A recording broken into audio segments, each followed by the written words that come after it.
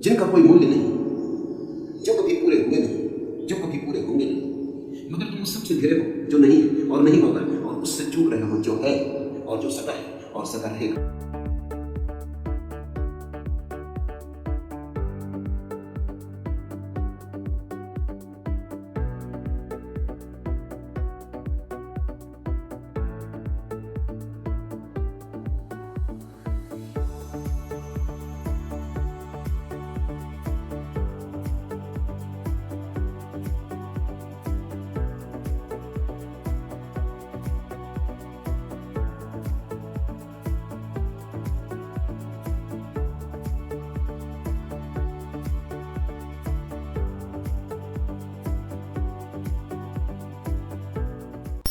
नमस्कार मित्रों, law and express के कार्यक्रम किरदार में एक बार फिर आपका स्वागत है।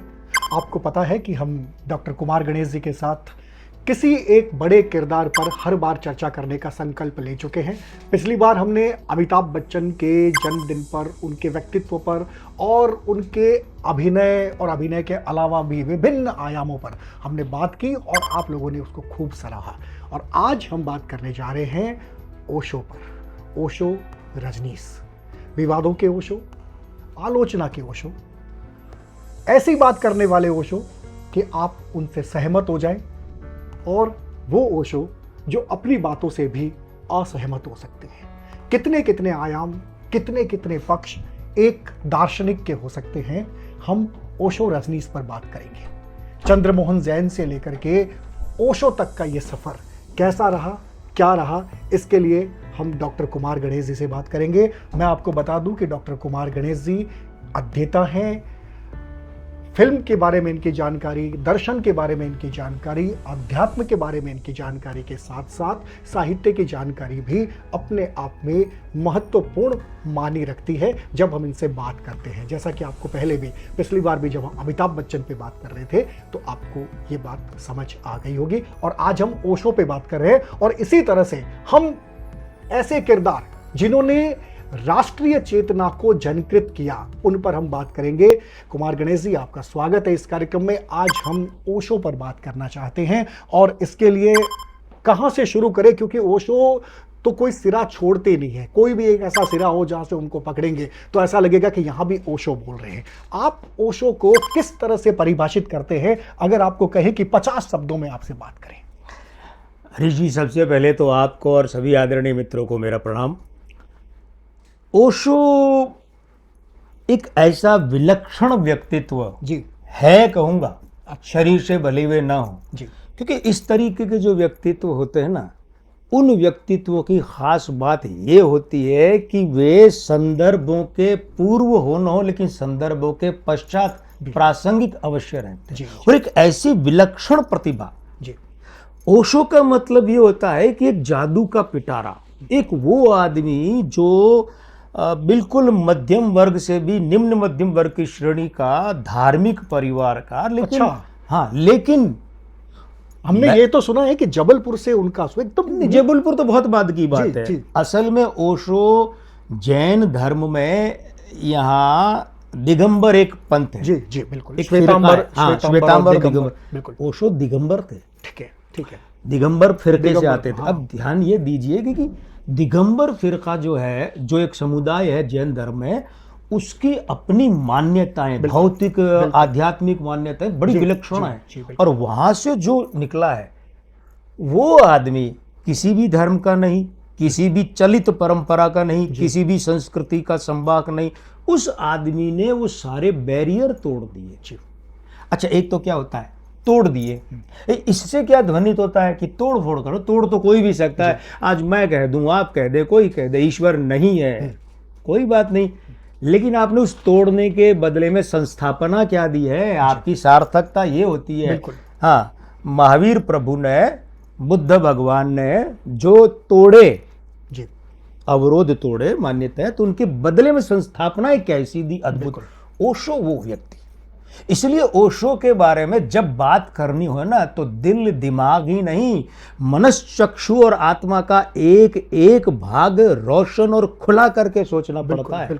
आप ओशो को किसी एक ढांचे में नहीं ले सकते, क्योंकि ओशो जो है वे आपके दिमाग में नहीं आते, वे आपके दिल में भी नहीं आते, वे आपके पूर्ण संपूर्ण व्यक्तित्व में आते हैं, बल्कि हावी भी होते हैं। हाँ बिल्कुल। ओशो का क्या है जी देखिए, ओशो के साथ 2-3 चीजें हैं। पहली बात तो ये कि आप ओशो की निंदा कर सकते हैं, जी आप ओशो की आलोचना कर सकते हैं, लेकिन आप ओशो की उपेक्षा नहीं कर सकते। जी जी बिल्कुल। और इतना सार्थक व्यक्तित्व। अब क्या होता है, दर्शन शास्त्र जिस आदमी ने पढ़ा जी और दर्शन शास्त्र में आगे बढ़कर दार्शनिक बने, दर्शन शास्त्र के प्राध्यापक बने, दार्शनिक बने, वो व्यक्ति वहां तक पहुंच जाता है कि ना कभी मैं जन्मा ना कभी मैं मरा।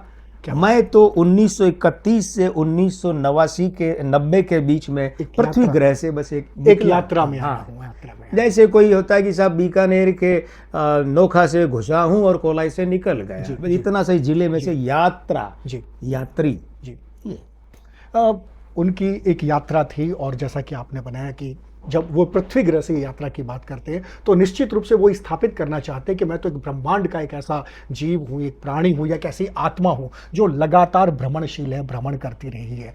तो क्या आप इस बात से सहमत होंगे कि ओशो सिर्फ एक दार्शनिक थे, या कि जैसा कि उन्होंने ओशो नाम जब रखा, अपना नाम रखा, एक उद्घोषणा की कि मैं ओशो हूं, और उसका जापानी में शायद ईश्वर या ईश्वर के समकक्ष ऐसा कोई अर्थ भी होता है, तो जब उन्होंने ये घोषणा की तब उन्होंने कहा मैं भगवान हूं। ये कॉन्ट्रीडिक्टरी चीज है, ये विरोधाभास सिर्फ ये ओशो की बात में नहीं है, उनके रजनीश बनने में नहीं है, उनके जितनी भी अवधारणाएं हैं, उनके जितने भी मतलब कई बार तो वो चैलेंज किया करते थे। आपने जैसा कि जैन की बात की, महावीर की एक जैन कथाएं भी आती है, बौद्ध की बात करते हैं, तो उन्होंने सब पर किया, कृष्ण से लेकर के गांधी तक उन्होंने न तो किसी को छोड़ा और न कहीं भी उन पर मतलब अपना तार्किक विवेचना जरूर प्रस्तुत की। क्या उनके अध्ययन का आधार था? वास्तव में वो तो अपने आप को एक भ्रमणशील व्यक्ति कहते हैं, एक आत्मा कहते हैं, आप उनको किस रूप में देखते हैं? देखिए, इस चीज को यहां से समझना पड़ेगा कि रायसेन में जहां वे पले बढ़े जन्मे, तो रायसेन में जन्म हुआ था उनका, रायसेन जिले में। एक तो इस बात को मानकर चलना पड़ेगा कि कुछ शरीरों में भगवान कुछ आत्माएं ऐसी डालकर ही भेजते हैं जिनको हम कहते हैं इनबिल्ट ही ऐसे ही है। ठीक बात है। इतने तार्किक बचपन से उनके लक्षण। वो जब दर्शन शास्त्र पढ़ते थे तो प्रोफेसर को ऐसे ऐसे प्रश्न पूछते थे कि वे बहुत चक्के रह जाते। और एक बार तो दर्शन शास्त्र के प्रोफेसर साहब ने वहाँ प्राचार्य जी को कह दिया, अब इस कॉलेज में या तो मैं, यूनिवर्सिटी में या तो मैं रहूंगा या ये रजनी, ये चंद्रमोहन रहेगा। नाम उनका चंद्रमोहन जैन था तक, वो रहेगा। यहाँ तक नौबत आ गई। तो ओशो ने छोड़ दी यूनिवर्सिटी, मतलब चंद्रमोहन जैन ने छोड़ दी। तो अब इस बात को उसके बाद फिर रायपुर आए, वहाँ पढ़ाई की, फिर जबलपुर में प्रोफेसर बन गए, 29 साल की उम्र में प्रोफेसर बन गए, वो भी दर्शन शास्त्र के, फिलॉसफी के। तो बात को यूं समझना पड़ेगा कि भगवान की बात, ओशो 60 के दशक में आचार्य रजनीश बने। रजनीश उनका नाम था भी नहीं, और सर्व स्वीकार्य वही हुआ। तो आदमी यात्रा कहाँ से आरंभ करता है वो बड़ी बात नहीं है, कैसे करता है और कहाँ ले जाता है बड़ी बात है। तो उसमें एक बात ये हुई थी कि 60 के दशक में 1931 में जन्मे ना, तो 29 वर्ष की उम्र में उन्होंने अपना ये दार्शनिक का रूप उजागर करना आरंभ कर दिया। हाँ, आरंभ कर दिया। तो 60 के दशक में वे आचार्य रजनीश कहलाते थे, 70 के दशक में वे कहलाते भगवान रजनीश, और उसके बाद 89 में जाकर उन्होंने कहा जापान होकर आए तो कि ओशो, और 90 में उनका देहांत हो गया। कमाल की बात है कि जो शब्द उनके नाम के रूप में उनके साथ कुछ महीने जुड़ा रहा, वही उनके मरने के बाद वैसे उनके पूरे रूप का आकार ले लिया उसने। लेकिन यहाँ देखिए, यहाँ देखने वाली बात है कि मैंने बहुत पढ़ा है ओशो को, और आपको जानकर अचंभा होगा कि उस उम्र में पढ़ा है जिस उम्र में लोग कोर्स की किताबें पढ़ते। ठीक है, अभी तो कई वर्षों से कोई किताब ही नहीं पढ़ी है। ठीक है, वो तब की अब तक बैठी है, और मैं शायद 60 से 62 किताबें उनकी पढ़ी है। तो एक किताब में वो छूट देते थे सामने वालों को कि पूछो, भक्तों को, श्रद्धालुओं को।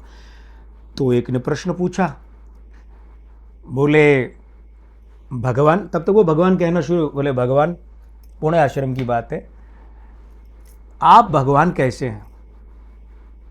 आप अपने आप को भगवान कहते हैं? तो उन्होंने कहा मैं नहीं कहता, मेरे शिष्य कहते हैं। तो बोले चलिए मान लीजिए आपको भगवान कहा जाए, आप भगवान कैसे हैं? यूं तो मैं भी भगवान हूं, ये यहां बैठा हर आदमी भगवान है। तो रजनीश बोले बिल्कुल यही तो बात है, जी यही तो मैं कह रहा हूं कि मैं भगवान हूं, आप भगवान हैं, ये सारे भगवान है, सृष्टि का कण कण भगवान है। तो उन्होंने एक उदाहरण दिया था, मैं वो उदाहरण यहां देना चाहूंगा। रजनीश बोले कि बंधुवर ये तुम्हारे गले में क्या है? बोले सोने की चेन है। अच्छा, और मैं इसके 20 टुकड़े कर दूं तो फिर एक एक टुकड़ा क्या होगा? बोले सोने का ही होगा। तो बोले ऐसे ही तो वो भगवान है, हम उसके अंश हैं, तो बताओ सोने के गहने का अंश सोना नहीं होता क्या? तो क्या होगा? बोले होता है, क्योंकि तर्क के मामले में तो रजनीश का कोई हाथ बिल्कुल, के छोड़ी अंगुली भी नहीं पकड़ सकता। बिल्कुल बिल्कुल। तो वो आदमी मौन हो गया। यही बात लागू होती। ओशो का ये मानना था, हम इस बातचीत में कभी ओशो कभी रजनीश बिल्कुल, कहते रहेंगे ताकि उनके सारे रूप हमारे सामने। ओशो का ये कहना था कि ईश्वर सर्वशक्तिमान है, जी भले चाहे आप उसको सगुण माने निर्गुण माने, वो एक अलग बात है, वो आपकी मान्यता है। तो लेकिन ईश्वर के जितने अंश हैं तो भला वे ईश्वर से कम कैसे हैं? ये भी ईश्वर ही है। तो मैं भी भगवान हूं, आप भी भगवान हैं, और अगर हम ऐसा कहेंगे तो भगवान से निकटता अधिक अनुभव होगी।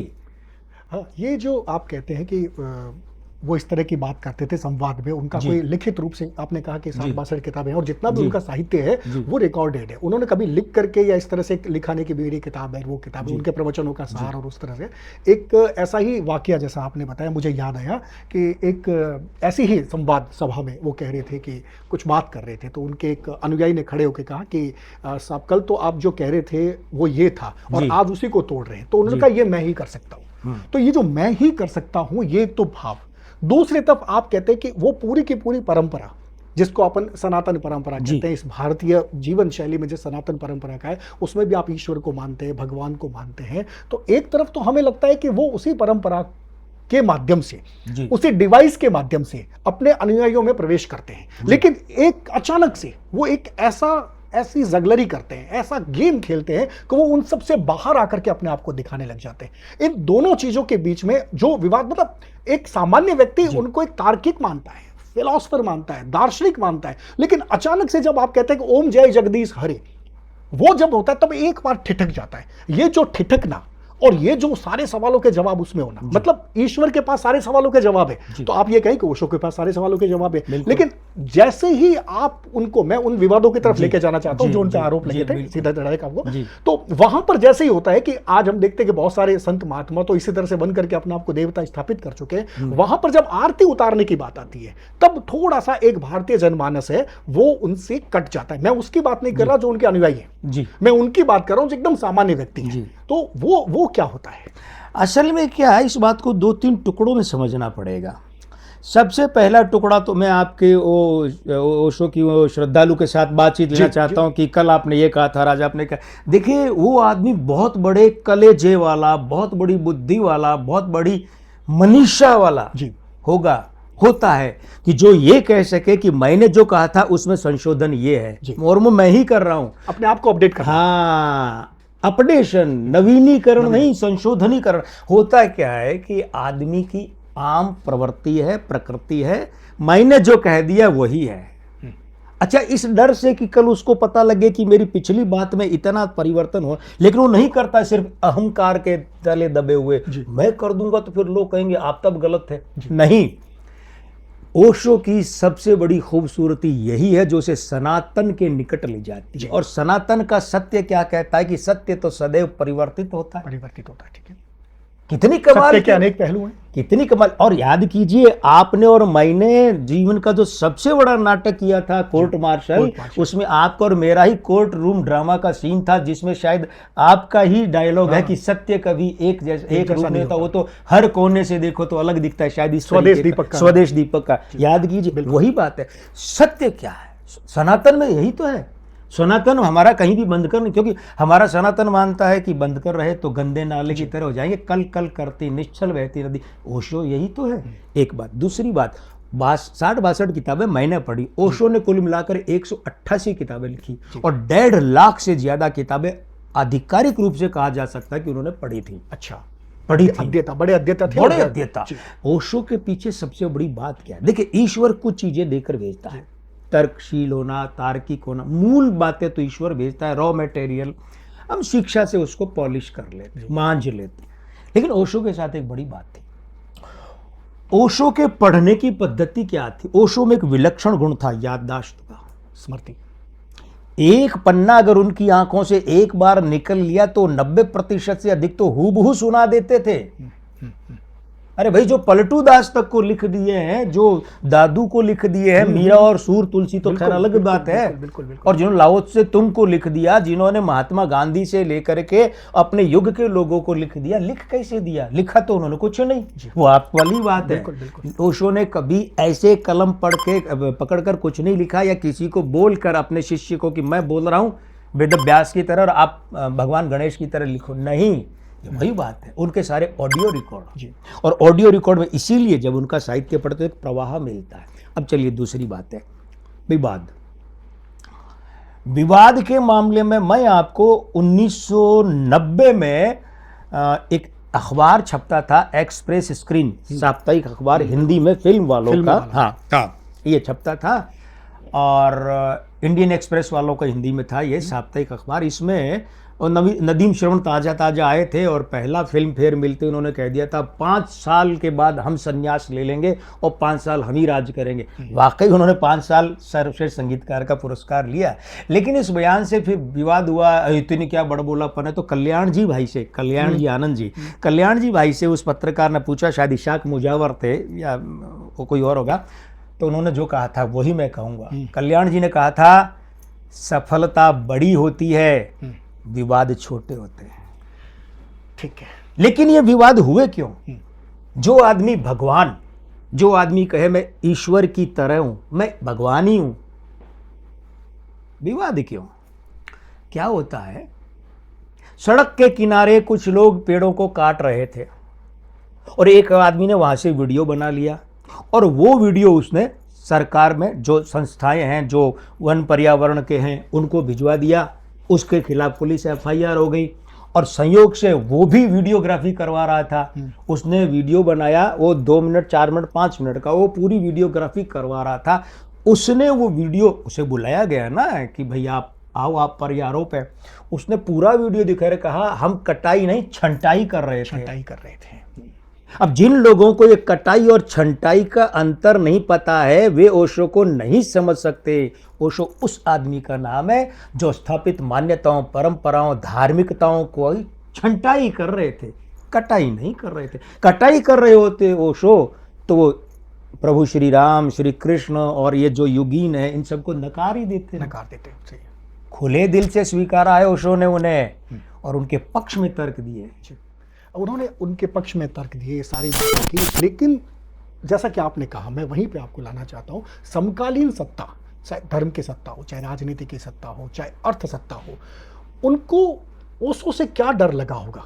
अगर मैं इतिहास की बात करूं तो ऐसे बहुत सारे मसीहा हुए हैं, ऐसे बहुत युग पुरुष हुए हैं जिन्हें बाद में साजिशन, उनको या तो भगाया गया, हटाया गया, या के मार तक दिया। बिल्कुल, मैं नाम किसी का भी नहीं लूंगा, लेकिन जहर तक देने की घटनाएं हमारे पूरे वैश्विक परिदृश्य में देखते हैं। किसी ने परिवर्तन करने की बात की, आगे बढ़ने की बात की, और बगैर सत्ता के लालच की बात की कि मैं तो अपने साथ, मेरे साथ जो लोग हैं उनको सुधारने की बात कर रहा हूं, उनको समझाने की बात कर रहा हूं, उनको अपडेट करने की बात कर रहा हूं, तब वे भी खतरनाक साबित हुए।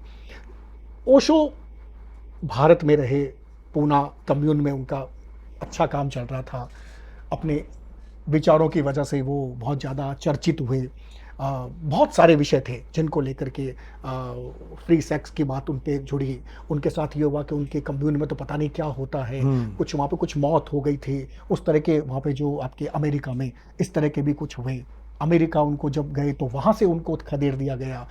मतलब एक सारा का सारा परिदृश्य मैं आपको सिर्फ संकेत दे रहा हूँ। कुछ इस तरह के अमेरिका में कुछ मौत होना, यहाँ पर उनके साथ संभोग से समाधि एक जो किताब आई उसके बारे में बताते हैं कि वो टाइटल पहले नहीं था और उसके बाद में सिर्फ ब्रांडिंग के लिए वो टाइटल बनाया गया। तो ये सब मिला करके जो ओशो का जो एक स्वरूप बनता है, वो जब तक आप उसमें प्रवेश नहीं करते हैं तब तक एक लिजलिजा सा स्वरूप होता है और आप उसको टच करने से घबराते हैं। और जैसे ही आप प्रवेश करते हैं आपको लगता है कि आपको अमृत ही अमृत मिल गया है, आपको कुछ ऐसा मिल गया गए हैं कि अंधेरे के बाद में एक रोशनी होती है और वो चकाचौंध करने वाली रोशनी होती है। यहां से ओशो को समझे, यहां से ओशो को समझे, यहां से ओशो को समझे। तो ये जो सत्ताएं उनसे जो परेशान थी, वो क्या इसलिए थी कि वो सत्ता के प्रवक्ता नहीं बने, या कि सत्ता को यह डर था कि अगर ये अधिष्ठाता बन गया, ये वास्तव में देवता बन गया, क्योंकि जिंदा देवताओं से सत्ताओं को डर लगता है, ये अगर देवता बन गया तो हमारी परेशानी का सबब बन सकता है। क्या था वो? ये जितने भी विदेश में गया, नहीं हिंदुस्तान की बात करूं, यहाँ छोटे पुराने शहर हैं, बिल्कुल ठेठ पुराने, अपने बीकानेर समेत जी। कई शहरों में क्या है कि मैंने देखा है, सड़क पर एक छोटा सा गेट खुलता है 3x6 का, 3.5 7.5 4 का भी नहीं, इतना गेट खुलता है, और उसके अंदर साइकिल समेत बाइक समेत घुसना, इससे ज़्यादा कुछ नहीं है। तो घुसने के बाद पूरा 100-200 घर का मोहल्ला बसा होता है, बिल्कुल बिल्कुल 100-200 घरों का मोहल्ला। बिल्कुल। बारात भी होती है तो वो उस गेट के बाहर से ही जाती है, कोई शव यात्रा भी होती है तो मुर्दे को गेट से बाहर ले जाके अर्थी सजाई जाती है, क्योंकि उस गेट में से तो निकले। लेकिन अंदर 100-200 घरों, 300-300 घरों की पूरी बस्ती, पूरा मोहल्ला होता है। लेकिन अगर कोई बाहर से देखेगा, वो कहेगा ये 3x6 का गेट है, इसमें मैं क्या जाऊं, मेरी बाइक, अंदर तो जाओ। दूसरा क्या होता है, दुष्यंत का एक शेर है जिसके शुरू के शब्द कुछ गड़बड़ा रहे मेरे, कि न हो कमीज तो पेट, शायद यही है, न हो कमीज तो पेट पांव से ढक लेंगे, कितने मुनासिब हैं ये लोग इस सफर के लिए। क्या बात है। क्योंकि होता है क्या है कि आपने सत्ताओं की, समकालीन सत्ताओं, सत्ताधीशों की बात की। देखिए क्या होता है, ये सत्ता, ये सत्ताधीश, इनका पूरा तंत्र टिका होता है आम आदमी के शोषण, उसके भय और उसकी कमजोरी पर। ठीक है। और ओशो ने यही तो चोट कर दी, यहाँ चोट की। ओशो ने यही तो चोट कर दी। ओशो ने कहा कि भाई तुम कमजोर क्यों हो, तुम भयग्रस्त क्यों हो, भयभीत क्यों हो, तो तुम ऐसे शोषित क्यों हो। तो ओशो जितने भी है सबको ओशो मान लीजिए, जिनके साथ ऐसा समकालीन सत्ता, तो समकालीन सत्ता चाहती थी कि ये अब इनको कपड़ा देने की, न हो कमीज तो पेट पांव से ढक लेंगे, यूं पांव करके ढक लेंगे, मतलब कपड़ा देने की। ओशो ने कहा कि तुम्हारा अधिकार है, मतलब एक तरह से भौतिक प्रतीकों में। तो ओशो ने क्या किया, और मैंने शुरू में कहा था कि वे दिगंबर समुदाय से थे। ओशो ने क्या किया, उन मान्यताओं को और उन धारणाओं को, उन तथाकथित परंपराओं को, उनकी पूंछ पकड़ पकड़ कर, यूं उठा उठा कर, झिंझोड़ कर फेंकना शुरू कर दिया। तो सत्ताओं को डर लगा कि यार आज ये आदमी इन्हें जागृत कर रहा है, क्योंकि सबसे बड़ी जागृति और दासता क्या होती है, वो होती है सांस्कृतिक और धार्मिक। जी, आध्यात्मिक भी नहीं। हम आध्यात्मिक हो सकते हैं, लेकिन हो सकता है धार्मिक नहीं हो, कर्मकांड तो और बाद में आता है, ठीक है। तो वो उखाड़ने का काम किया, तो सत्ताएं बिलबिला उठी, उन्हें अपना वोट का आधार, जहां लोकतंत्र था वहां वोट, जहां राजाशाही थी वहां आस्था की राज परिवार में, उन्हें लगा कि हमारी तो दुकान ही बंद करवा देगा, हमें तो बर्बाद कर देगा। तो कुबेरनाथ राय नहीं, हाँ, उन्हीं का एक निबंध है, निबंध का शीर्षक मुझे सही याद है, पाप के 4 हथियार। ठीक है। पहले प्रशंसा, फिर उसके बाद निंदा, फिर उसके बाद शरण, मतलब हत्या, और उसके बाद शरण आना। यानी आपका विरोधी सबसे पहले तो क्या करेगा, आपकी प्रशंसा करेगा खत्म करने के लिए, आपके चारों तरफ जय जयकार है, आप आम लोगों से कट जाएंगे। अब मैं उधर आ रहा हूं, उनके जो विवाद है, तो आपका जो एक तो आपसे लाभ उठाना चाहता है वो, और एक वो जो आपको खत्म करना चाहता है ना। तो उसमें क्या होता है, वो पहले आपकी प्रशंसा करेगा, प्रशंसा करके आपके चारों ओर एक आवरण बना देगा, जो उसी आम आदमी से आपको काट देता है जो आपकी शक्ति है। बिल्कुल। और जीवंत जुड़ाव समाज। दूसरा क्या होता है, फिर निंदा। फिर वो ऐसे भी अगर वो अपने उद्देश्य में सफल है तो फिर निंदा करेगा आपकी जी भर के, उसमें भी सफल नहीं हुआ तो फिर आपकी हत्या करने की कोशिश। और अधिकतर यहाँ कामयाब हो गई, अधिकतर सत्ताओं ने हत्या वाले तीसरे हथियार से कामयाबी पाई और उन बड़े बड़े व्यक्तित्वों का नाश कर दिया। लेकिन कुछ एक ऐसे होते हैं जो तब भी नहीं मरते, तो फिर उनके लिए होता है कि हम आपकी शरण में आते हैं। ठीक है। असल में वो शरण में नहीं आते, उन्हें पता है नजदीक जाकर हम आसानी से इसे समाप्त कर सकते। तो ओशो के साथ क्या हुआ, देखिए ध्यान ये रखिए, ओशो ने कम्यून बनाया, सही यही शब्द था, पुणे के लिए, ओरेगांव के लिए, फिर पुणे आए हो। कम्यून क्या होता है, कम्यून से कम्युनल तो खैर शब्द ही भ्रष्ट कर दिया। कम्यून जब होता है तो एक बॉस होता है और पूरी नीचे एक व्यवस्था होती है, दायित्व बंटे अब साहब उसमें ये बात है कि वो अगर उसमें कुछ भी होता है तो ऊपर तक जाता है, और कम्यून बहुत सशक्त होता है, इसलिए कम्युनिस्ट यहीं से एक शब्द निकला, बहुत पावर में। कम्यून जब बनता है तो फिर क्या होता है कि लोग बॉस के निकट पहुंचने की होड़, और ये जो सत्ता की चाह है ना, ये हर रूप में हर जगह होती है। अब यहां मैं शीला का जिक्र करना चाहूंगा, आनंद शीला बोल दूंगा, लेकिन और जो दुम छल्ले वो नहीं लगाऊंगा, क्योंकि मां कहलाने लायक ऐसे लोग होते नहीं है। आनंद शीला का एक लक्ष्य था जीवन में ओशो के सर्वाधिक निकट पहुंचना। उसने ओशो की रसोईया बनने से लेकर निकट तक पहुंची। तभी जब वो वहाँ स्वीडन या स्पेन में कहीं गिरफ्तार हुई थी तो ओशो ने खुद कहा था प्रेस कॉन्फ्रेंस करके कि मैंने एक शेफ को अपनी पीए बना लिया, गलती की। और ओशो ने खुद कहा उसके खिलाफ, तो 274 के लगभग केस थे उसके खिलाफ, वो खोल दो, जांच करवाओ, सरकार को खुद कहा। तो एक तो ऐसे लोग थे जिन्होंने ओशो को बदनाम कर दिया, और दूसरा क्या है, ओशो खुद इसके जिम्मेदार भी थे। क्या होता है कि हर रात का एक सवेरा होता है और हर दिन का एक अंधेरा शाम, उसकी एक रात होती है। अब आपने अगर रात आएगी उस समय के लिए अभी से दिन में इंतजाम नहीं किए ना रोशनी के रात को, तो आपको अंधेरा झेलना पड़ेगा। ओशो की जो एक लग्जरी लाइफ थी, विलासीपूर्ण, बल्कि अति विलासीतापूर्ण जीवन, उसमें क्या था कि वो अच्छे संगठक नहीं थे। अच्छे प्रतिभावान लोगों की, जो कलाकार होते हैं, संस्कृति वाले होते हैं, दार्शनिक होते हैं, उनका एक सबसे बड़ा जीवन का खराब बिंदु होता है कि अच्छे कुशल संगठक नहीं होते। ठीक है, वो संगठन नहीं चला, तो गलत लोगों को गलत जगहों पर बिठा लेते हैं और उसका दुष्परिणाम उन्हें भुगतना पड़ता। ओशो के अधिकतर विवाद तो वही है, उनके अपने लोगों से जुड़े। लेकिन एक बात पर ध्यान देना पड़ेगा कि ओशो ने कहीं न कहीं कुछ अंशों में खुद विवादों को जन्म दिया है। मतलब दार्शन शास्त्र से जुड़े हुए विवादों को, धर्म समाज से, उनको ओशो ने खुद हवा दी। संभवतः है कहीं एक उनके अवचेतन में बैठा हुआ था मामला। क्या बैठा हुआ था? ओशो ने दिगंबर जो समुदाय है, उनके संतों को, उनके क्रियाकलापों को, उनके महाराज शाह को जो कुछ देखा, उनकी कुछ ऐसी बातें थी जो सार्वजनिक मंच पर करने की नहीं है। ओशो बताते हैं कहीं कि उनका मेरे अवचेतन पर ऐसा प्रभाव पड़ा कि मैं कभी आऊंगा ना तो ऐसे, इन्हें नहीं, ऐसे लोगों को सबक सिखाऊंगा। अच्छा, ऐसे लोगों को, ऐसा कुछ रहा होगा। एक कोई ग्रंथी, हाँ वो ग्रंथि तो क्या कहें, लेकिन उनके अवचेतन वो चोट पड़ गई। तो जैसे कभी कभी फिल्मों में दिखाते हैं ना हीरो के, कि वो एक झापड़ पड़ा उसके पिता के और उसको वो दिखता है, तो वो उसके ग्रंथि बैठ गई, फिर वो बदला लेता है। मतलब बिल्कुल आप कहेंगे कि मित्रों की ये तो फिल्मी बातें, फिल्में जीवन से ही बनती है, ठीक है। और ये बात जो हमारी आदत है नाटकीय बात को फिल्मी कहते हैं, लेकिन ये बहुत गंभीरता की बात है। वही ओशो जब बड़े होते हैं, जब कम्यून स्थापित करते हैं, दुनिया उनके नाम से कांपती है। अब मैंने ये कांपना क्यों कहा? जिस आदमी के आगे पीछे काफिले में 85 रोल्स रॉयस कारें 70 के दशक में, 80 के दशक में, आज भी रोल्स रॉयस होना बहुत बड़ी बात है।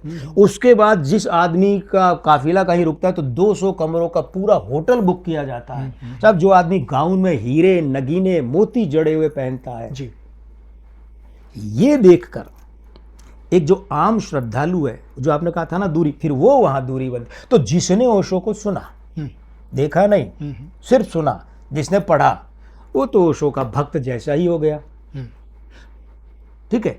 लेकिन जब उसने पास से ओशो या ओशो कम्यून देख लिया, बस वहां फिर आम आदमी, जो सबकी बड़ी शक्ति होती है, देखिए किसी भी दार्शनिक, सत्ताधीश, सामाजिक, धार्मिक नेता की शक्ति उच्च वर्ग कभी नहीं होता, और निम्न वर्ग को फुर्सत ही नहीं मिलती, उन सबसे मध्यम वर्ग, वो मध्यम वर्ग ओशो से टूटा। तो उसका कारण ये था कि ओशो के चेलों ने, पट्टों ने, तथाकथित शिष्यों ने तो भौतिक रूप से उनको बदनाम किया, विवाद खड़े किए, और उन्होंने वैचारिक स्तर पर पंगे ले लिए। पंगे लेने का मतलब जानबूझ के ऐसे लगता है कि इसको मैं चोट करूं और भाग लूं जी। तो फिर उसका रिएक्शन तो कहीं ना कहीं आएगा। वो रिएक्शन आया, और उसकी वजह से एक आम आदमी था जो ओशो से थोड़ा कट गया। और लेकिन एक मुझे ऐसा लगता है कि वो जो एक समय था, उसके बाद में ओशो एक ट्रेंड सेटर के रूप में आए। इस तरह के ही उसके बाद में साधु, सन्यासी, बहुत लोग आए, प्रचारक, ओशो ने रास्ता खोल दिया। और खास तौर से एक मैंने देखा कि एलीट वर्ग जो था, अभिजात्य वर्ग, जो सो कॉल्ड अभिजात्य वर्ग जिसको कहते हैं, उसी तरह के लोग इनमें आए। जो टैक्स पेयर हैं, जिनके पास पैसा अकूत है, पैसा, जिनके पास पैसा है, वो लोग। और कई बार तो मैंने मतलब अभी भी बहुत सारे ऐसे नाम हैं, अपन किसी भी तीसरे का नाम नहीं लेंगे, दूसरे का नाम ले लेंगे, लेकिन वहां पर जाने का पहला, अगर आपके पास योग्यता है, अर्हता है, तो वो ये कि आप टैक्स पेयर होने चाहिए, या पहले जाएंगे तो आपको फीस लगेगी। ये जो एक सामान्य भारतीय व्यवहार में था, ऐसा था नहीं जी। कोई साधु सन्यासी राम सुखदास जी के कोई प्रवचन में गया है तो जब चाहे तब जा सकता है, नहीं जाए तो नहीं जा सकता है, लेकिन वहां पे बाकायदा उस तरह की व्यवस्थाएं हुई और उस तरह के काम करने के लिए मैनेजर लगाए गए, ब्रांडिंग होनी शुरू हुई। और मैं इसको सही तरीके से कहूं कि उसके बाद में तनाव की मार्केटिंग शुरू हुई। हमारी भारतीय मनीषा में कभी तनाव एक विषय नहीं था ही नहीं। आपके सामने कोई चीज आ रही है, ठीक है, उसको सामने देखेंगे, जो भी होगा चलता रहेगा। आज अच्छा दिन है, कल खराब दिन होगा, आगे सुख है तो पीछे दुख है, लेकिन एक तनाव की मार्केटिंग शुरू हुई। और ये जो तनाव की मार्केटिंग शुरू हुई, उसने बिल्कुल धर्म, आध्यात्म और इन सबसे बिल्कुल परे एक ऐसी जगह पर भारतीय जनमानस को लाके खड़ा कर दिया जहां से वो अपनी उच्चता का बखान कर सके। यहां मैं आदरणीय मित्रों हरीश जी और आपके साथ में बात बहुत गहरी है, बांटने जा रहा हूं। आपको दो ओशो मिलेंगे। एक ओशो मिलेंगे पुणे के आश्रम तक, जी यहीं तक, ये ऐसा आरोप लगाया कोई। मैं उसको भी अभी खुलासा कर दूंगा नाम सहित। और दूसरे ओशो है यहाँ के बाद जो ओरेगांव जाते हैं, फिर जापान जाते हैं, 21 देश उन्हें मना कर देते हैं शरण के लिए, फिर भारत आते हैं और 2 साल के अंदर अंदर दुनिया से चले जाते हैं। देखिए क्या है, आप जिन ओशो की बात कर रहे हैं वो पुणे के आश्रम के बाद वाले ओशो हैं, ठीक है, ओरेगांव वाले ओशो हैं, वो रजनीशपुरम वाले ओशो हैं, पुणे वाले ओशो नहीं है। पुणे वाले ओशो में तो इतना अवश्य था कि अगर आप भगवान से अपॉइंटमेंट लेकर मिल रहे हैं ठीक है, लेकिन पहले मिलना है या कुछ जैसे अकेले बात करने तो कुछ चार्ज लगाए थे, और वो ठीक है, यूं भी मान सकते हैं कि भीड़ कम करने के लिए, चलिए कोई बात नहीं, उतना वो क्षम्य अपराध नहीं है। लेकिन क्या हुआ कि पुणे के आश्रम में 80 के दशक में शुरू में ही एक ऐसा वाकया हुआ जिसने सारी कुछ बात की चूलें हिला दी। ओशो कुछ महीनों के लिए मौन हो गए, अंतर ध्यान हो गए पुणे में। हाँ, दिखना बंद, किसी को दर्शन नहीं देंगे, कोई प्रवचन नहीं करेंगे, ठीक है, मौन। कुछ महीने बाद आए, बोलना शुरू किया, प्रवचन देना शुरू किया। अच्छा, ओशो का सौभाग्य था कि उनके पास धन कुबेर ही नहीं, बड़े बड़े इंटेलेक्चुअल उनके शिष्य थे, दोनों तरह के, सरस्वती और लक्ष्मी दोनों। हिंदी सिनेमा के एक बहुत बड़े जीनियस आदमी IAS जौहर, इंद्रसेन जौहर, जो करण जौहर के ताऊ, ठीक है, सगे ताऊ करण जौहर के, पता है क्या आपको? ये ध्यान रखिए। तो इंद्रसेन जौहर बड़े जीनियस आदमी, क्या पढ़े लिखे थे, वो तो कॉमेडियन की भूमिका करते थे, वो उनके पक्के शिष्य थे। तो उन्होंने देखा कि ये जब से वापस आए मौन से, हाव भाव कुछ अलग है, स्वर प्रवाह, डायलॉग डिलीवरी अलग है, हरकतें भी कुछ अलग है, बंधे बंधे से दिख रहे हैं, बोलते समय गर्दन का मूवमेंट ज़्यादा नहीं हो रहा है। ये तो जब ऐसा हुआ ना, तो उस समय एक पत्रिका आती थी माया, उस समय हिंदुस्तान धर्मयुग और माया, है ना, तो ये इंडिया टुडे तो बहुत बाद की, 85 की बात है, इंडिया टुडे 84-85 उस समय, तो उसमें मैंने पढ़ा, मुझे अभी भी याद है, इंद्रसेन जौहर ने कहा ये ओशो नहीं है। अच्छा, उन्होंने कहा ये वो वाले ओशो नहीं, उन्हें मार दिया गया है या उनका अपहरण करके गायब कर दिया, कुछ भी हो, ये डॉन फिल्म की कहानी कि ये वो नहीं है, ये दूसरा है। अच्छा, उन्होंने स्पष्ट कहा IAS जौहर ने। मुझे ये याद नहीं आ रहा है कि उन्होंने मुकदमा कराया था पुणे में या नहीं करवाया, क्योंकि वो, मैं बात कर रहा हूँ 1982, मेरी खुद की उम्र है जो उस समय मुश्किल से 10 साल थी, 11 साल, 42 साल पहले की बात कर रहा हूँ भाई मैं। तो उसके बाद तो वाकई दबा दिया गया, उसका कहीं जिक्र नहीं मिलता, इंटरनेट पर भी शायद वो उपलब्ध नहीं है। लेकिन इंद्रसेन जौहर ने, मैं नाम लेके कह रहा हूं भाई, इंद्रसेन जौहर ने, IAS जौहर ने कहा ये भी ओशो नहीं है, उन ओशो को या तो मार दिया गया या गायब कर दिया गया, कोई और आदमी है। अच्छा, अब यहां से विवाद खड़ा हुआ। तो प्रकट में तो ये कहा जाता है कि पुणे आश्रम छोड़ने के, कम्यून छोड़ने के पीछे कारण ये था कि साहब वहाँ सामाजिकता अस्वीकृत कर दी गई, मतलब समाज के लोगों ने कह दिया आपके यहाँ अब कुछ ज़्यादा ही ये उच्छृंखलता और ये यौन उच्छृंखलता ये सब चल रहा है, ये नहीं चलेगा। लेकिन पुणे हिंदुस्तान का सबसे बड़ा, महाराष्ट्र का जो शहर जो खुले दिल वाला, खुले विचारों वाला, बिल्कुल, बिल्कुल। है ना, आजादी के विचार वहां तिलक के पैदा हुए। तो पुणे में तो समाज में ऐसा हो ही नहीं सकता था कि वो स्वीकार नहीं करते। वो ये नहीं कि भक्त बन जाए, आप अपना करो जो छूटे नहीं। उसके बाद जब ये इंद्रसेन जौहर वाला मामला जोर पकड़ने लगा और लगा कि अब कोई बड़ी कार्रवाई होगी, तो पुणे छोड़ दिया गया। ये आज तक संदेहास्पद है कि जब आईए जौहर ने ये कहा और ये बात हवा में तैरने लगी, तो ही तत्काल रूप से पुणे छोड़ दिया और भारत ही छोड़ दिया। हाँ, क्योंकि भारत में अगर कहीं रहते तो भारतीय कानून काम करता। भारत ही छोड़ के चले गए तो जिस देश के होंगे वहां का कानून देखा जाएगा। ये ओशो वो नहीं है जिनका बाजारीकरण हुआ। जी, आप जो कह रहे हैं बाजारीकरण हाँ। वाले ओशो, ये रजनीशपुरम, ओरेगांव, कुल मिलाकर के अमेरिका आपका ये कहना है कि जो ओशो दूसरे थे, उनके कथित साथ- रूप से हाँ, दूसरे कथित थे, रूप से, कथित रूप से दूसरे थे, उनको बनाया गया। या उनके भक्तों की भाषा में कहे तो ओशो का जो दूसरा अवतार था, हाँ। ये वहां ट्रांसफॉर्मेशन एक तरह से या कुछ तरह की ऐसी। उसका एक कारण है। रजनीशपुरम उन्होंने एक शहर की तरह बसाया। रजनीशपुरम बसाया तो आनंद शीला इस तरह के कुछ और लोगों को उन्होंने दायित्व बांट दिए कि बिल्डिंग ये देखेंगे, फलाने ये देखेंगे, फलाने ये देखेंगे। तो पैसे की कमी तो रजनीश को कभी थी नहीं। लेकिन वहां पर उन लोगों ने क्या किया, उन्होंने कहा कि एक ऐसी व्यवस्था बना दो, अभी तो चंदे पर निर्भर है, फीस पर निर्भर है, व्यवस्था ही ऐसी बना दो कि हम सब कुछ अपने आप ऑटोमेटिक सिस्टम से चलता रहे, है ना। क्योंकि वो सड़क रोड लाइट का होता है, बटन ही ऐसा कर दिया, टाइमर भर दिया, अपने आप जले बुझे, क्यों जाएं। वहां पर गड़बड़ हो गई। वहां पर क्या कि वो जो काउंटी, मतलब वो जो क्षेत्र था, पालिका परिषद क्षेत्र, निगम का क्षेत्र, उस काउंटी में उन लोगों ने सोचा कि हम यहाँ चुनाव लड़ें। ये आनंद शीला तब तक पीए बन चुकी थी, है ना। रसोई ऐसे सहायक फिर मुख्य को बदनाम, पीए को जो है ना बदनाम करके खुद बन चुकी थी। हम चुनाव लड़े यहाँ से और हमारे 3 वार्ड मेंबर जीता है, राजनीतिक हाँ, ताकि हम क्या यहाँ स्थायी रूप से जम जाएंगे, है ना। सिर्फ आश्रम चलाकर पावर नहीं मिलता। तो फिर उन्होंने क्या किया, उन्होंने, आनंद शीला भी थी, कुछ और लोग भी थे, उन्होंने भिखारियों को और दूसरों को ऐसे को वहाँ लाके खाना खिलाना, रजनीशपुरम में बसाना, उनका पंजीकरण करवाना वोटर के रूप में, ये सब शुरू किया। और ये छुपा कर किया प्रशासन से, क्योंकि ये मान्य था नहीं। रजनीश की उसमें स्वीकार, रजनीश को कुछ पता नहीं था। ठीक है, मैं बहुत जिम्मेदारी से कह रहा हूँ, रजनीश इसमें रत्ती भर भी दोषी नहीं थे। उन्हें पता ही नहीं था उनके नाम पर क्या क्या बिल फाड़े जा रहे हैं। हाँ, रजनीश को तो मैंने क्या कहा था, सबसे पहले ऐसे लोग क्या करते हैं, जय जय करके घेरा बना लेते हैं आपस, और एक आदमी कभी नहीं कर पाता, बिल्कुल अकेला नहीं होता, ये झुंड होता है।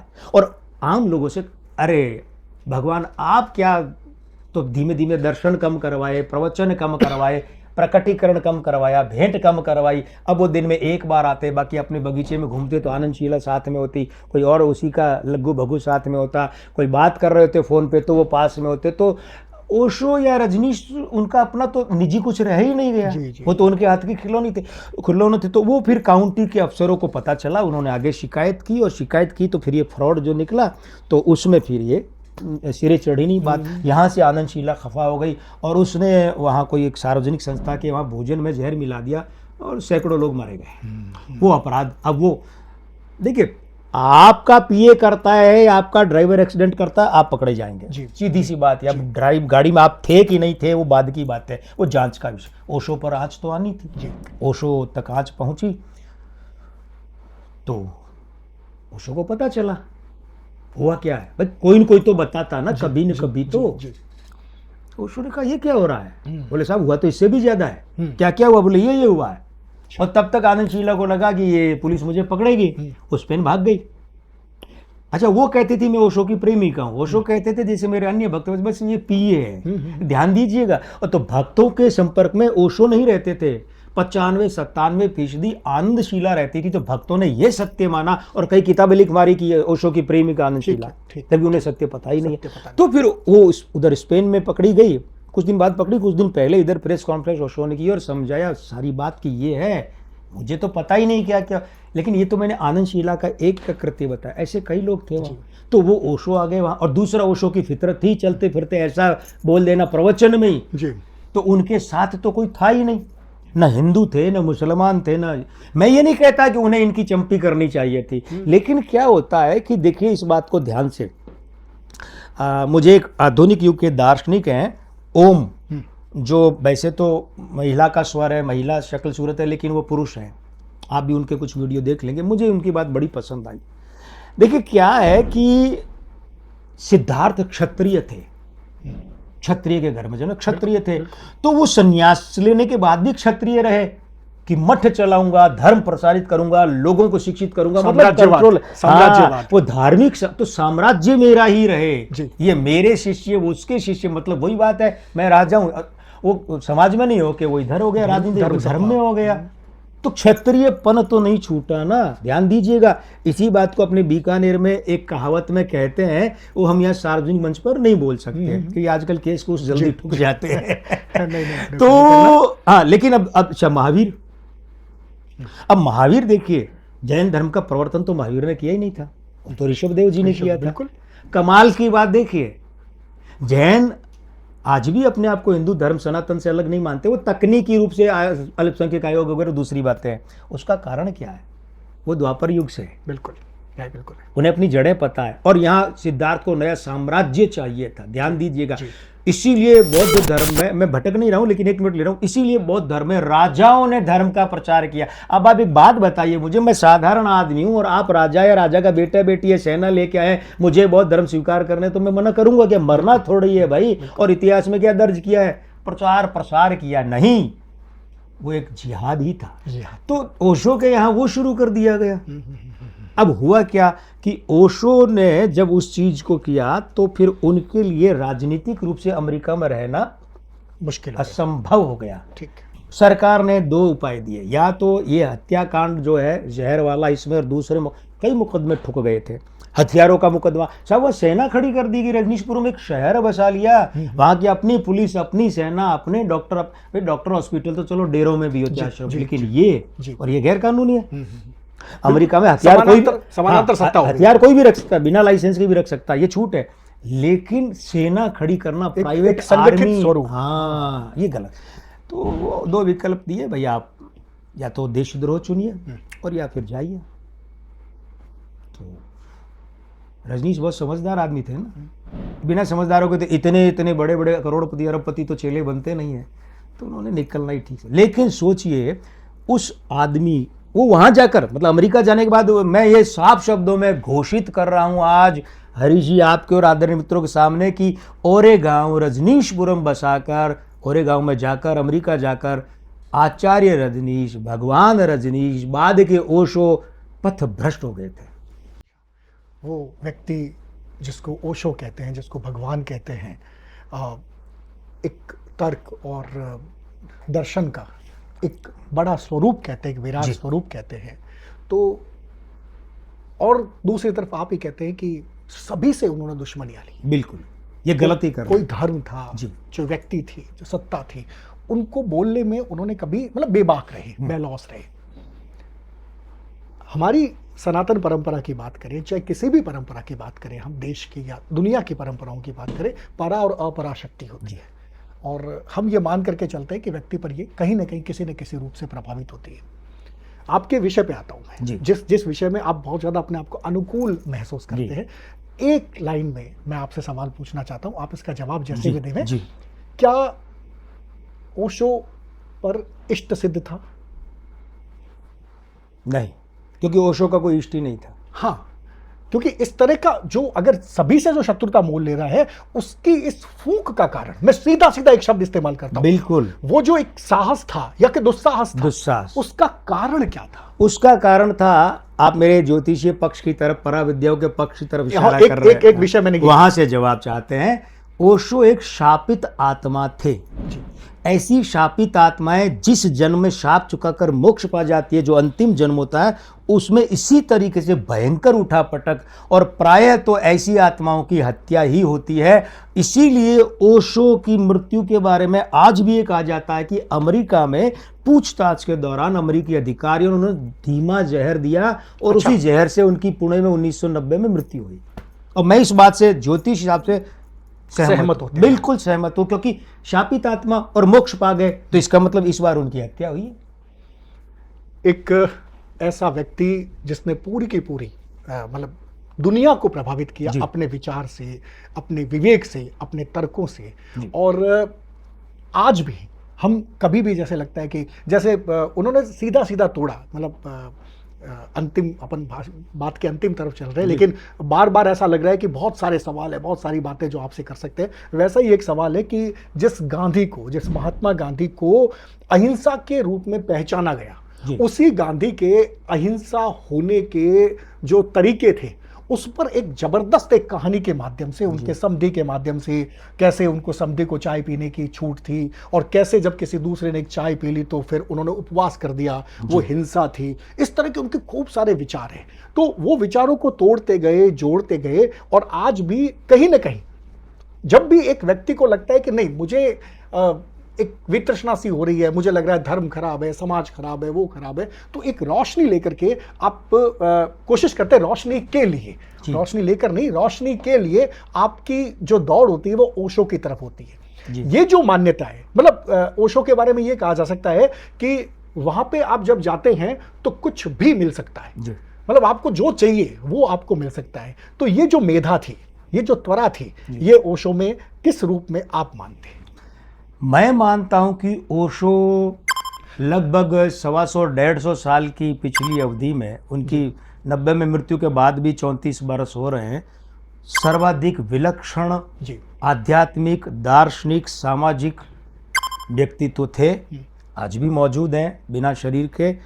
और हरीश जी, ओशो के उस व्यक्तित्व की ऊंचाइयों के पास जाना तो छोड़िए, यूं करके लोग देखेंगे तो गिर जाएंगे। विलक्षण, वो देखिए क्या होता है, वो ओशो की छंटाई को लोगों ने कटाई कर दिया ना, वो आपने पहले कहा था, जो विवाद वगैरह। वरना ओशो अपने आप में इतने विलक्षण है। उसका कारण क्या है? ओशो एक उस 2-3-4 एकड़ के ग्राउंड की तरह जो पूरा हरी घास से भरा है, बस उसकी बाउंड्री कहीं नहीं है, यही गड़बड़ हो गई।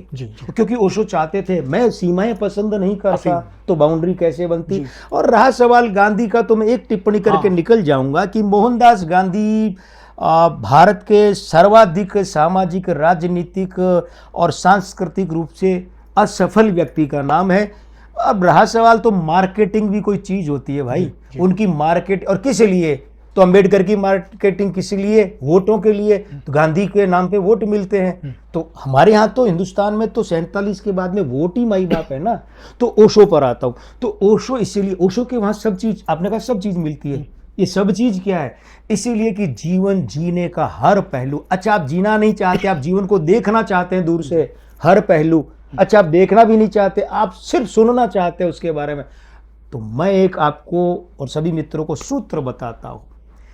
कमरा बंद कर लीजिए, हल्की रोशनी चलाइए और सुगंधित द्रव्य छिड़क लीजिए, इत्र या अगरबत्ती, धूपबत्ती जला लीजिए, और हैवी म्यूजिक साउंड सिस्टम जो होता है उसमें ओशो के प्रवचन चलाए। मैं जानबूझकर ध्यान देकर यहाँ प्रवचन शब्द कह रहा हूँ, भाषण नहीं कह रहा हूँ, क्योंकि मैं उन्हें संतों की श्रेणी में गिनता हूँ, संतों की। और सुनिए, जिन लोगों को ये गलत फहमी है कि हम लो टोन में भाषण अच्छा देते हैं, प्रवचन नहीं भाषण, सारी गलत फहमी दूर हो जाएगी। आप पर एक जादू छाएगा, उस जादू में आपको नशा आएगा, जो मैंने तो शराब चखी भी नहीं, लेकिन शायद शराबों में भी नहीं होगा। और आधा घंटा अगर आपने उसी रूप में ओशो को सुन लिया तो बाहर आप निकलेंगे तो शांत, निश्चल, धुले हुए भाव से। मैं यहाँ पे एक सवाल और करना चाहूँगा जो आपके विषय से जुड़ा हुआ है। जी, आपने कहा उच्चारण, जी, भाषा की शुद्धता, बिल्कुल। और आप कहते हैं कि कोई इष्ट सिद्ध नहीं था, कोई शक्तिपात नहीं था, बिल्कुल। ओशो एक सामान्य व्यक्ति की तरह इस जीवन में आए थे और उन्होंने जीवन जिया और अपने अध्ययन के आधार पर उन्होंने एक यात्रा जो की, इस पृथ्वी में यात्रा की। वही आपका विषय है, क्योंकि आपने भी अपने उच्चारण, अपनी भाषा, अपने लहजे, उसके लिए आपने एक लंबा काम किया और आप इस बात को लेकर संतुष्ट है कि आप जैसा चाहते थे वो आवाज आपकी है। बिल्कुल। ओशो ने भी कुछ ऐसा किया था? ओशो ने त्राटक बहुत किया जी। आप है ना, ओशो का पूरा फोटो ढक दीजिए, सिर्फ आंखें खुली रखिए, गजब की रोशनी उसमें से आएगी, गजब का आकर्षण। इसीलिए ओशो क्या करते थे, हर पूर्णिमा की रात को खीर खिलाने के बाद वो अपना लॉकेट देकर, उससे पहले वे सम्मोहन करते थे, जिसको कहते हैं शक्तिपात करना। आम आदमी को समझाने के लिए मैं सम्मोहन कह रहा हूं, वरना वो सम्मोहन नहीं होता है, हम उसको कहते हैं शक्ति की अंतर्दृष्टि करना। सम्मोहन, लेकिन आम आदमी शक्ति की अंतर्दृष्टि करना आप लोग समझ नहीं पाएंगे, इसीलिए कह रहा हूँ। तो वो हर पूर्णिमा की रात को जब चंदा पूरा होता, खुले में बैठते, अंदर कमरे में नहीं, हरियाली में खुले में बैठते, अंतर शक्ति जो है वो करते, उसके बाद लॉकेट देते, सिर पे हाथ फेरते, और वो जो अद्भुत आनंद है, तो वो कहाँ से आया जी। मैं यहाँ एक उदाहरण दूंगा। फिल्म जगत में बहुत बड़ा नाम विलेन के रूप में के.एन. सिंह, जिनके बारे में कहते थे कि वो आंखों की हरकतों से आदमी को डरा देते थे, बाद में प्राण साहब वो त्राटक करते थे। तो ओशो त्राटक करते थे, और त्राटक से उन्होंने 3 फायदे होते हैं। देखिए क्या है, क्योंकि त्राटक मैंने बरसों किया है तो उसके अनुभव भी लिए हैं। त्राटक में क्या होता है, एक तो आदमी की आंखें इतनी पावरफुल हो जाती है कि किसी दूसरे की आंखों में सामने 2 मिनट देख लेना तो सामने वाला आदमी या तो मदहोश हो जाएगा, नियंत्रण में आ जाएगा, ठीक है, अब आप सदुपयोग करें दुरुपयोग वो आपकी बात है, या फिर वो आदमी बेहोश हो जाएगा, या फिर वो बेहोश नहीं होगा लेकिन बेसुध, हाँ बेसुध, कोमा भी नहीं, बेसुध हो जाएगा। कोमा तो बड़ा खतरनाक शब्द है। और दूसरा क्या होता है, ये सब मेरे आजमाए तरीके हैं, तो मेरे जैसा साधारण आदमी जिसको थोड़ा सा वक्त मिला तो ओशो तो बहुत बड़ी बात है। दूसरा क्या होता है कि अगर मैं यहाँ बैठा और मैं उस कुर्सी को कहूंगा इधर खिसक, तो खिसकेगी, हाँ खिसकेगी वो, ठीक है, हाँ बिल्कुल, कुर्सी को, मतलब एक निर्जीव चीज को। और अगर मैंने कह दिया कि यहाँ बैठा है व्यक्ति और मैं उसे आदेश दे रहा हूं, तो आएगा मेरे पास उठकर। ओके। और मैं जब सीखता था 90 के दशक में, तब तो प्रयोग किए ही किए थे। मैं ज्यादा दूर नहीं जाऊंगा, ये सार्वजनिक रूप से नाम नहीं बताऊंगा, बहुत बड़ी फिल्मी हस्ती, अभिनय निर्देशन के क्षेत्र की बहुत बड़ी चोटीधारी हस्ती, मैंने तो उन तक पर आजमाया, और वो भी बहुत जानते थे। तो जब मैं उन पर आजमा के उनके पास बैठा तो मुस्कुराए और मेरा हाथ दबाया, मैं समझ गया कि ये बंदा भी जानता है कि त्राटक क्या। ओशो त्राटक कोई इष्ट नहीं है, उस आदमी का इष्ट था कि ईश्वर है जी, पर वो जिसे मैं जानता हूं, ठीक है। और वो कई बार कहते थे कि वो सामने है। हाँ, यानी उनका इष्ट कौन है, उनका इष्ट आप और हमारे इष्ट से बहुत प्रबल था। आप और हमारा इष्ट तो हम बाहर खोजते हैं, गणेश भगवान है उनका चित्र याद करेंगे, शिव जी है चित्र याद करेंगे, छवि याद, वो तो कहते हैं मेरी आत्मा मेरा इष्ट है, मेरा इष्ट मेरी आत्मा में और मेरी याद। तो वो अंदर से इष्ट लाते थे, हम बाहर से याद करें। हमारा इष्ट आयातित होता था, उनका जो है उपार्जित होता था, दोनों में अंतर है। तो इसलिए उनका इस मायने में तो इष्ट यानी उनकी आत्मा बल उनका प्रबल था, और वो करते थे त्राटक खूब करते थे। 2 बातें। तीसरी बात है, ध्यान की गहरी अवस्थाओं का नाम ओशो है, योग नहीं, ध्यान। इसीलिए ओशो ध्यान पर जोर देते थे, योग पर नहीं। भाई जो जिस बात का विशेषज्ञ उसी को, ये है।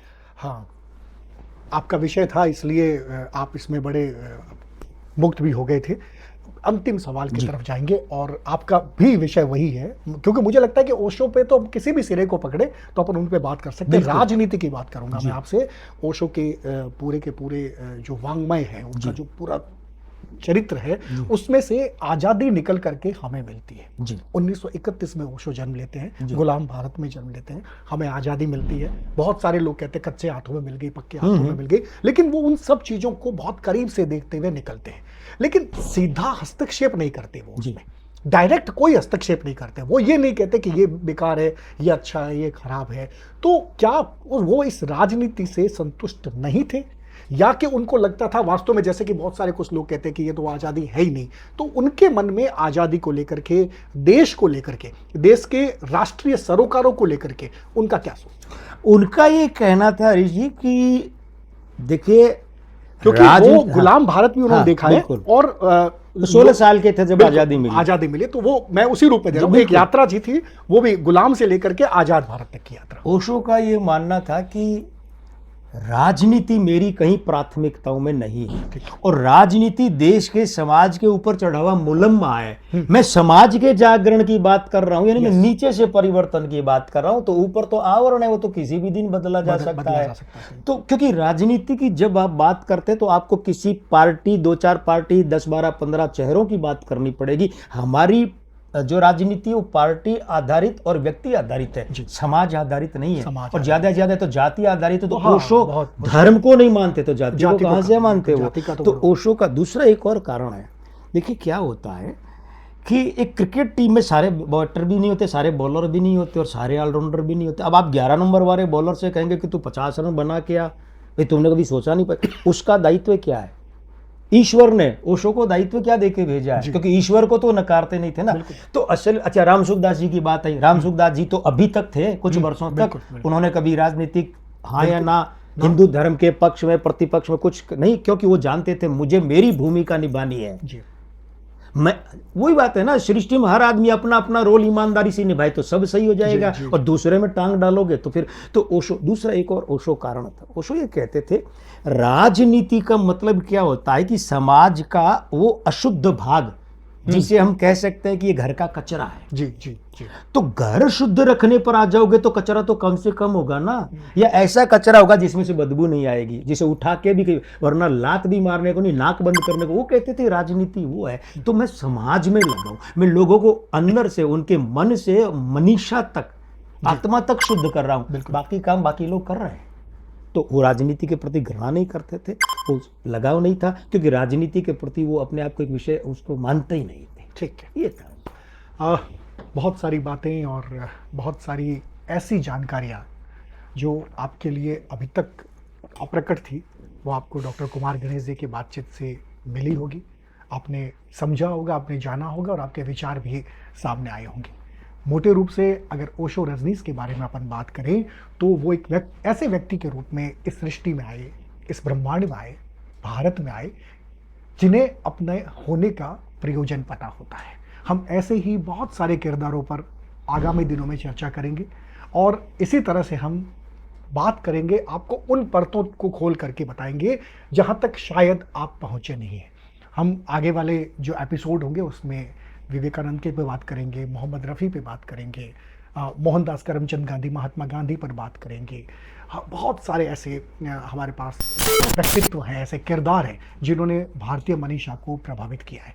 लेकिन फिलहाल हमें आप आज्ञा दीजिए। नमस्कार। डॉक्टर कुमार गणेश जी, आप इस कार्यक्रम में आए उसके लिए आपका बहुत बहुत आभार। प्रणाम।